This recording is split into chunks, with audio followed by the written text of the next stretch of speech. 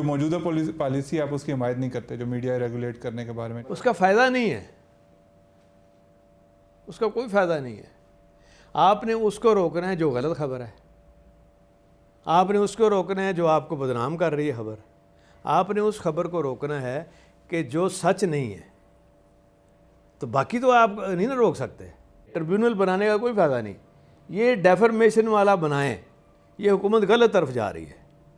वही लॉ जो है ब्रिटेन वाला, वो इधर ला के इम्प्लीमेंट करा दें। ये बनाने की ज़रूरत ही नहीं है किसी की।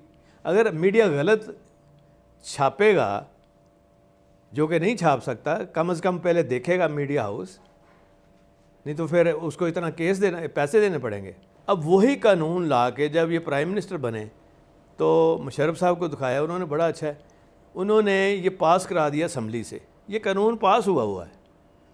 उसके बाद क्योंकि वहाँ स्पेशल जो है हाई कोर्ट वहाँ का जो है, उन्होंने भी एक अलहदा डिप्यूट किए हुए हैं, जज डिप्यूट किए हुए हैं, जो सिर्फ डेफर्मेशन वाले केस सुनते हैं और 6 महीने में फ़ैसला कर देते हैं।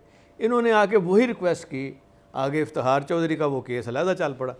इफ्तिखार चौधरी और मीडिया मिले हुए थे, उन्होंने इसको वैसे ही ठप करा दिया। तो ये जो मरीम नवाज़ की प्रेस कॉन्फ्रेंस से रोक रहे हैं और जो जलसे उनके रोक रहे हैं, ये सारी चीज़ें उसमें आ जाएंगी ना। अगर उसमें गलत है तो फिर गलत है।